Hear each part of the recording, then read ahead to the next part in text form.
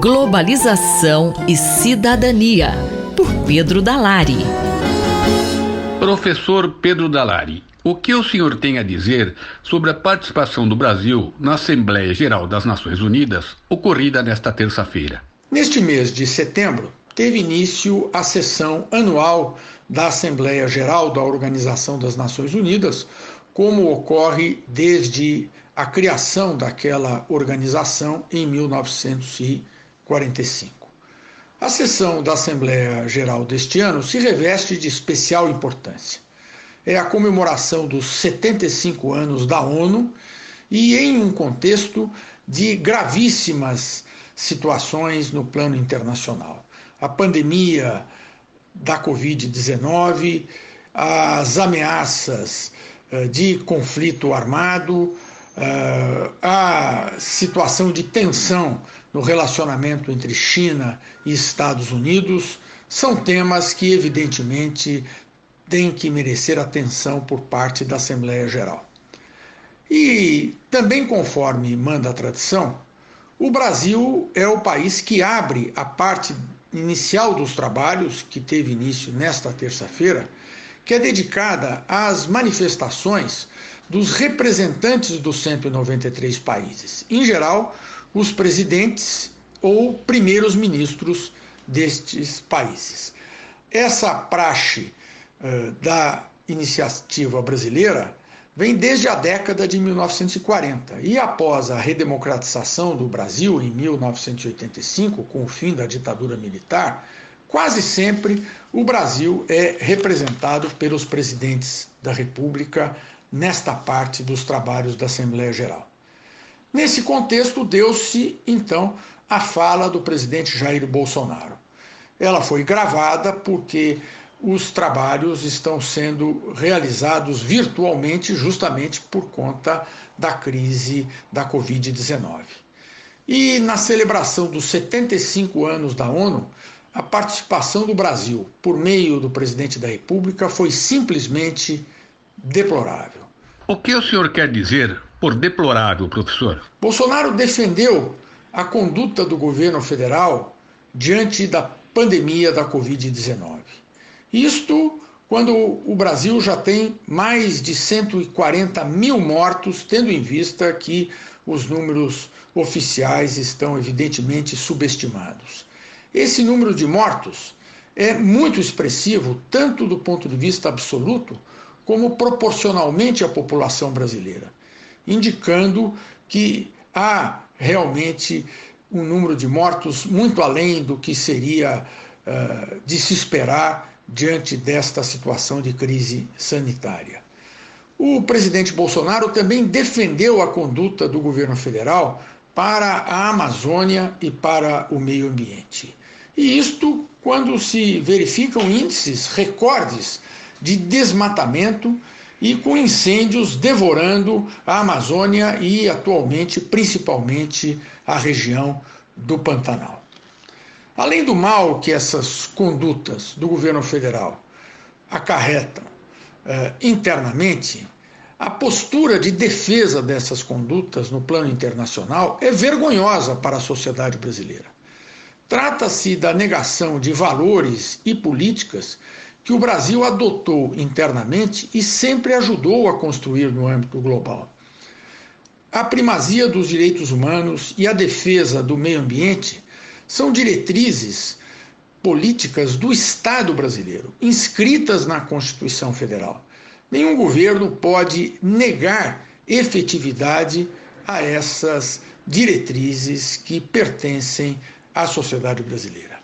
É urgente, portanto, que as forças políticas brasileiras saiam do seu estado de inação e afastem um presidente que está comprometendo o futuro da nossa sociedade. Eu, Paulo Capuzzo, falei com o professor Pedro Dalari para a Rádio USP. Globalização e Cidadania, por Pedro Dalari. Ética e Política, por Renato Janine Ribeiro. Professor Janine, o senhor poderia falar sobre as populações de rua no Brasil? As populações de rua estão aumentando. Eu moro num bairro quase central de São Paulo e passo com frequência pela Avenida Paulista e tenho visto cada vez mais gente acampada lá. Na Praça Oswaldo Cruz, em cima do gramado, há agora várias cabanas, várias tendas em que pessoas estão morando. Na frente de alguns prédios também há pessoas residindo agora, em péssimas condições.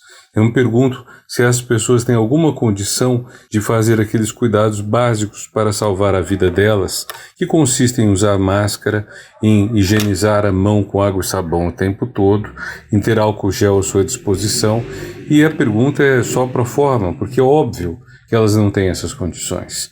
E é óbvio também que ninguém escolhe viver nesse lugar por vontade própria. Ninguém faz isso porque está gostando, porque é bacana, ou porque, enfim, é sua filosofia. Havia uma época que, com relação aos clochards, aos mendigos de Paris, se dizia que eles tinham uma filosofia, tinham uma concepção de vida. Pode ser até que um ou outro, num país rico, tivesse escolhido viver à margem da sociedade por não aceitar os valores desta. Mas num país como o Brasil, é evidente que não, e mesmo na França, a grande maioria dos que viviam em condições assim tão ruins, não fazia isso por gosto, mas fazia isso por necessidade. Está aumentando esse número. E o que o senhor pensa dos grupos que atuam em favor dessas pessoas? Então, nessa altura, a defesa dessas populações é fundamental. É fundamental ter pessoas, e eu penso em Padre Júlio Lancelotti, por exemplo, que fazem um trabalho constante, no caso dele há mais de 20, talvez mais de 30 anos,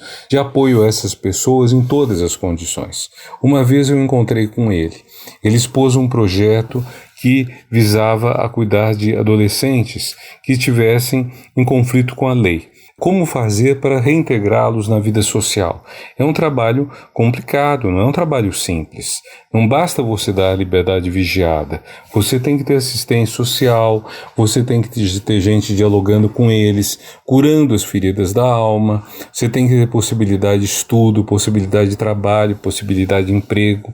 E ele se dedicava, como se dedica a isso, de todo o coração. Eu acho que pessoas assim merecem uma admiração muito grande. É uma lástima que o poder público faça tão pouco por isso.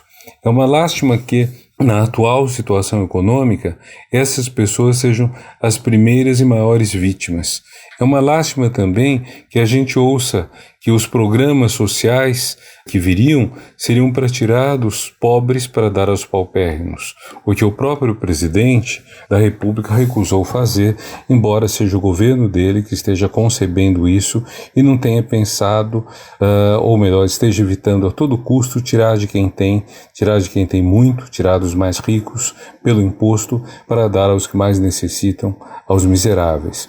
Então, e o mais importante é pensar que as pessoas têm oportunidade de crescerem. É óbvio que muitos desses ofendidos e humilhados da nossa sociedade nasceram com competências inatas que nunca desenvolveram. Pode ser que tenham dom para a música, dom para a arte, dom para a ciência, dom para a medicina, a advocacia, só que nunca tiveram oportunidade disto. É um crime contra o país, não apenas contra essas pessoas, não dar chance delas valorizarem o que têm. E eu penso que no caso das populações de rua nós vemos essa chaga o mais aberta possível. Quer dizer, esse é um problema que eu estou falando em termos mais genéricos, mais sociais, mas quando vemos as populações de rua correndo risco agora de uma mortalidade bem mais acentuada que os outros devido à Covid, nós temos a ferida escancarada. Nós não podemos tolerar isso. Toda a minha admiração aos homens públicos, aos sacerdotes também, que militam para melhorar a vida das pessoas, e minha insistência de que todos nós os apoiemos e nos engajemos nessa tarefa fundamental de justiça humana. O professor Renato Giannini Ribeiro conversou comigo, Valéria Dias, para a Rádio USP. Ética e Política, por Renato Giannini Ribeiro. Reflexão Econômica, por Luciano Nakabashi. Professor, qual é a relação entre desenvolvimento econômico sustentável e preservação ambiental? Quando a gente pensa em desenvolvimento econômico, nesse termo, ele significa um país que está se desenvolvendo economicamente e que esse desenvolvimento econômico ele beneficie as várias camadas da sociedade, desde as pessoas que estão bem economicamente, que acabam muitas vezes sendo responsáveis por esse processo de crescimento econômico, mas sobretudo as pessoas que são menos favorecidas. Então, um crescimento econômico sustentável é um aumento da renda com melhora da distribuição dessa renda, onde as pessoas conseguem, de fato, a sociedade como um todo, se beneficiar desse processo. Mas ele acaba indo muito além. Ele não diz respeito somente às gerações atuais, mas também às gerações futuras. Então, quando a gente pensa em desenvolvimento econômico sustentável, é um crescimento econômico beneficiando a população de uma forma geral, não deixando, sobretudo, aquelas pessoas que são mais necessitadas, as que têm menos renda, não deixando essas pessoas de fora, incluindo, retirando pessoas da pobreza, mas sem prejudicar as próximas gerações. Porque não adianta, a gente ter um crescimento econômico fazendo com que as pessoas melhorem o padrão de vida, acesso à saúde, acesso à educação, transporte, mas também, se as próximas gerações vão conseguir viver num mundo que forneça as possibilidades que nós temos hoje. Não adianta nada chegar futuramente e as próximas gerações não conseguirem, eles tiverem uma qualidade muito ruim de vida, porque a gente usou tudo agora, ou uma boa parte, dos recursos naturais, seja a qualidade do ar, seja mudança climática, seja qualidade da água, quantidade de água disponível. Então, quando a gente pensa nesse processo de desenvolvimento econômico sustentável, ou crescimento econômico sustentável, a gente pensa em ser uma coisa ampla, no sentido de estar beneficiando todos agora, mas também as próximas gerações. E qual a relação disso com as queimadas que vêm ocorrendo no Brasil? Quando a gente pensa nessas queimadas que estão ocorrendo atualmente, sobretudo no Pantanal e na Amazônia, tem um elemento que é climático, uma seca muito grande afetando principalmente o Pantanal e outras regiões do país, mas também tem, eu acho que uma política de preservação ambiental que é fundamental para essa questão da mudança climática, para a questão da preservação de fauna e flora que existe, é uma coisa muito preciosa que a gente não consegue nem mensurar qual é o valor de toda a fauna e flora que a gente tem e o que a gente já perdeu, a questão até de respeito à vida de uma forma mais ampla. E também de sustentabilidade, porque é fundamental a gente manter a fauna e a flora, sobretudo na Amazônia, um dos lugares que tem mais diversidade nesse sentido, e que é importante também para a questão, já tem vários estudos, os cientistas sempre dizem essa questão da importância dessas áreas para não ter grandes alterações climáticas, Acho que a emissão de CO2 está relacionado a queimadas. A preservação ambiental também acaba sendo muito relevante nesse sentido. Então, de fato, a gente não pode pegar hoje, que a gente teve uma seca muito grande, porque esse descaso já vem de vários anos anteriores. Então, acho que o Brasil, ele ainda não se conscientizou da importância da preservação, sobretudo da Amazônia, do Pantanal, para que não só o Brasil, mas a gente se costuma separar por nações, mas a gente é um mundo só, Estamos todos no mesmo barco. E isso vai causar alterações, perdas para o mundo inteiro, Claro que não é só o Brasil, mas o Brasil tem florestas com a maior diversidade, com a maior riqueza em termos de variedade. Então, eu acho que isso vai muito contra um desenvolvimento que seja de fato sustentável. E isso depende de política pública nesse sentido, depende do governo federal, sobretudo, agindo nesse sentido, dos governos estaduais que estão nessas regiões. Então, esse descaso brasileiro acaba, de fato, afetando essa capacidade da gente manter a gente já nem tem crescimento há algum tempo, e muito menos sustentável. O professor Luciano Nakabashi, da FEA-USP Ribeirão, conversou com Gabriel Soares para a Rádio USP. Reflexão Econômica, por Luciano Nakabashi. Na cultura, o centro está em toda parte, por Martin Grossman. Professor, qual a sua avaliação sobre a Secretaria Especial da Cultura neste momento? Leila e ouvintes da Rádio USP. Em um texto publicado no último domingo, dia 20 de setembro deste ano, na Folha de São Paulo, Mário Frias, ex-galã de Malhação, da Rede Globo, que é uma série dedicada ao público adolescente, sob o pretexto de comemorar os 100 dias em que está à frente da Secretaria Especial de Cultura, exalta, como também exaltou Roberto Alvim, secretário que antecedeu Regina Duarte no cargo, a consagração de uma verdadeira arte brasileira, o resgate da cultura brasileira, de uma cultura de todos, bem como mencionou a ideia que brasileiros são um povo heróico. Antes de mais nada, é importante dizer, com uma dose de ironia aqui, que comemorar 100 dias de gestão é de fato um feito para esse governo, em particular considerando a Secretaria Especial de Cultura, hoje vinculada ao Ministério do Turismo. Dos 632 dias de governo desde a posse do atual presidente da República, essa secretaria já teve 5 secretários. Na média, cada secretário permaneceu no cargo apenas por 126 dias. Regina Duarte ficou menos de 3 meses, sendo que passou mais tempo em namoro e noivado com o presidente do que o breve intervalo que esteve no governo. Ela foi demitida, assim como Alvim. Regina, por incompetência mesmo.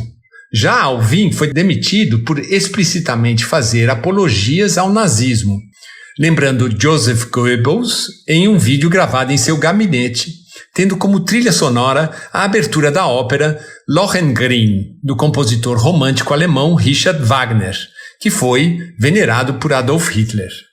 O convite a Regina Duarte serviu para minimizar o mal-estar criado por Alvim e sua escancarada referência ao nazismo. Um certo tempo se passou, mas as recentes manifestações do atual secretário Mário Frias deixam claras as intenções do governo federal em fomentar e dar continuidade a uma militância aguerrida na guerra cultural. A ala ideológica do governo mostra as suas caras e orienta o discurso da cultura. E qual a sua opinião sobre a série Um Povo Heróico? A série de vídeos Um Povo Heróico, produzida pela própria secretaria e tendo como protagonista o galã Frias, pretende explorar os, entre aspas, verdadeiros líderes, respeitados intelectuais e grandes heróis nacionais. Mas perguntamos, quem seriam esses verdadeiros líderes, respeitados intelectuais, grandes heróis nacionais, pelo ponto de vista do atual governo? Os escravagistas do passado e os atuais, que apesar da abolição perpetuam o racismo sistêmico e estrutural no Brasil? Os evangelistas que desprezam a e a interculturalidade no Brasil, insuflando o conflito por pretexto religioso? Ou os sertanistas que dizimaram milhões de indígenas, como os bandeirantes, né? As lideranças militares da República, que ocupam hoje e ocuparam postos de governança desde a proclamação de 1889 da República? Ou até mesmo torturadores como Carlos Alberto Brilhante Ustra, que já foi homenageado por Bolsonaro. O governo, em vez de operar como uma interface que possa acomodar os diferentes anseios e demandas que perfazem uma república, uma democracia, um país multicultural como o Brasil, opta por criar um dogma ancorado em uma ideologia que aparentemente não apresenta um referencial simbólico, estruturado e referendado por produção intelectual e histórica. O mal-estar é muito grande. O professor Martin Grossmann conversou comigo, Leila Kiyomura, para a Rádio USP. Na cultura, o centro está em toda parte, por Martin Grossmann. Fique de olho, por Eduardo Rocha. Professor, estamos em setembro. O Setembro Verde é o mês para esclarecer sobre a doação de órgãos? É isso mesmo. Setembro, como outros meses que receberam um anúncio colorido e uma ênfase na conscientização sobre uma estratégia de prevenção de doenças, problemas relacionados à saúde individual, setembro ganhou a cor verde, para conscientizar a população sobre doação de órgãos. Aqui já conversamos sobre o abril, que com a cor marrom passou a discutir a questão da prevenção de cegueira, e sabemos que setembro também tem outras cores relacionadas à saúde, que são igualmente tanto quanto relevantes.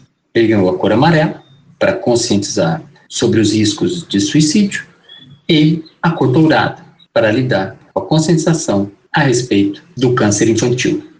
Mas Setembro Verde tem uma proposta muito clara. O Setembro Verde trata da manifestação em vida aos entes queridos, pessoas próximas da família, da vontade do indivíduo em doar os seus órgãos, uma vez que ele deixa essa vida.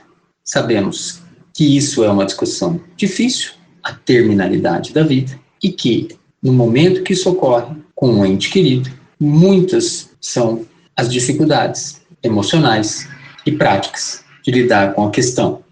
Mas, sabendo e manifestando esse desejo, há toda uma estrutura preparada para que um órgão ou vários órgãos sejam úteis no aspecto de saúde para pessoas que aguardam na fila. Se o início da vida e a quem pertence a esse início é um tema de grande discussão e muita polêmica em algumas situações, a terminalidade é um evento óbvio, muito difícil de lidar com ele, com certeza. E a possibilidade de que órgãos, como a córnea, como o rim, fígado e outros, possam melhorar a qualidade de vida, aumentar a expectativa de vida e livrar pessoas que estão sofrendo de doenças delicadas, de tratamentos que são muitas vezes penosos na questão de tempo, distância e dependência de equipamentos e remédios, é uma situação interessante. É uma questão a se considerar. Órgãos doados são destinados a outras pessoas de que forma? Uma vez constatado pela equipe médica que a pessoa sob seus cuidados faleceu, a família é chamada e aí abordada a respeito da manifestação prévia e da família levar esse desejo adiante. Então há que ter a necessidade, há que ter a concordância da família para que os órgãos sejam destinados a outras pessoas. Atualmente, rins, fígado, pulmão, coração, pele, ossos, córneas são órgãos que podem ser utilizados em tratamentos específicos para pessoas que estão aguardando. As condições clínicas, perfil do doador e a compatibilidade entre doador e receptores potenciais que estão aguardando são avaliadas. E diante desses critérios médicos, uma fila por ordem de chegada auditada dentro do Sistema Único de Saúde é rigorosamente respeitada. Os tecidos são preparados, os receptores convocados em ordem de chegada na fila e a cirurgia de transplante é então desencadeada. Equipes treinadas para captar, preservar esses órgãos atuam em sintonia com as equipes que vão então transferir, transplantar esses órgãos, uma vez avaliada laboratorialmente a saúde e a compatibilidade com o receptor.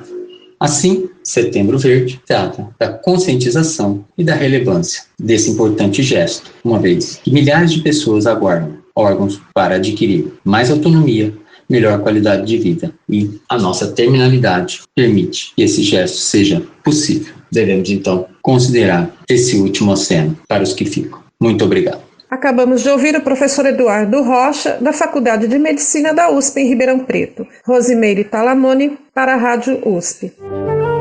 Fique de olho, por Eduardo Rocha.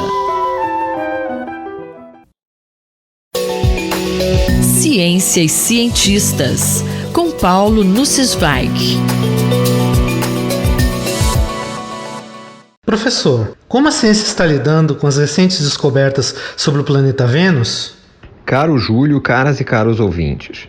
Na semana passada, uma notícia ganhou as manchetes dos jornais do mundo inteiro. Pesquisadores detectaram a presença de fosfina na atmosfera de Vênus. A importância da descoberta está na possibilidade de se tratar de um possível sinal de atividade biológica, embora muitas ressalvas sejam necessárias. Os processos característicos da ciência estão em marcha, com uma saudável mistura de empolgação e ceticismo. Há mais de 50 anos, Carl Sagan, o célebre astrônomo e divulgador de ciência, e Harold Morowitz publicaram um artigo na revista britânica Nature com o título Vida nas nuvens de Vênus? Eles analisaram o conhecimento disponível sobre o planeta rochoso, em que as elevadas temperaturas e pressão na superfície seriam totalmente inóspitas para a vida. Mas em altitudes intermediárias na atmosfera venusiana, as temperaturas e pressões seriam bem mais habitáveis, apesar da composição ser fortemente ácida. Há muitas razões para ceticismo diante da hipótese de vida em Vênus, e a sugestão especulativa de Morowitz e Sagan não foi suficiente para que enviássemos muitas missões ao planeta. Atualmente, só há uma sonda japonesa em órbita em torno de Vênus. O novo resultado renova o interesse e deve haver novas missões no futuro próximo. A descoberta anunciada na semana passada ilustra várias facetas do empreendimento científico. Desenvolvemos instrumentos e técnicas que nos permitem investigar a natureza com crescente detalhe. Somos capazes de conhecer a composição da atmosfera de vários astros através de assinaturas espectrais. Diferentes elementos e compostos químicos absorvem luz em comprimentos de onda, cores específicos. Podemos analisar a intensidade de luz em cada comprimento de onda. Maior absorção em determinadas faixas espectrais indica a presença de compostos específicos. Há alguns anos, com o crescente inventário de planetas descobertos fora do nosso sistema solar, cresceu o interesse em marcadores biológicos, moléculas que possam sinalizar a presença de vida. Surgiu uma área estruturada de pesquisa, a astrobiologia, para responder à questão existencial. Estamos sozinhos no universo? A molécula de fosfina, um átomo de fósforo ligado a 3 átomos de hidrogênio, tem sido investigada como biomarcador, pois a sua produção na Terra está associada à atividade humana ou a micróbios em ambientes sem oxigênio. Ela é encontrada em planetas gasosos, como Júpiter, mas não deveria ser encontrada em planetas rochosos com atmosfera oxidante. Em 2017, um grupo de pesquisadores resolveu analisar a atmosfera de Vênus como forma de calibrar a detecção de fosfina em outros planetas. Num exemplo de serendipidade, os dados obtidos com um telescópio no Havaí indicavam uma presença muito maior de fosfina do que esperado. Para se certificarem do resultado, o grupo empregou outro instrumento, baseado no Chile e que opera com tecnologia diferente. Apesar da elevada confiança experimental obtida, os autores relatam no artigo publicado na revista Nature Astronomy a possível presença de fosfina na atmosfera venusiana. A excitação em torno da descoberta é excessiva? Os relatos em jornais foram sensacionalistas? A excitação é justificada. Os autores foram cuidadosos para investigar os diferentes processos pelos quais a fosfina podia ser criada na atmosfera de Vênus. A conclusão é que nenhum processo conhecido poderia produzir fosfina nas quantidades detectadas. Embora seja muito precipitado afirmar que seja uma assinatura de atividade biológica, temos grande confiança que geraremos conhecimento novo. Novos estudos com envio de sondas para o planeta permitirão examinar a hipótese de vida microbiana, que, caso confirmada, trará o mistério de compreender sua origem. Em caso contrário, deveremos aprender sobre novos mecanismos para a produção de fosfina que impactarão seu potencial uso como biomarcador. Os relatos jornalísticos que li no Brasil foram muito bons, informativos e sem sensacionalismo. Destaco as matérias de Sabine Righetti, uma das primeiras a abordar o assunto, Salvador Nogueira, ambos na Folha, e Luísa Caires, do Jornal da USP. Escolhi o tema da coluna de hoje como uma modesta homenagem ao professor João Steiner, que nos deixou cedo demais no último dia 10 de setembro.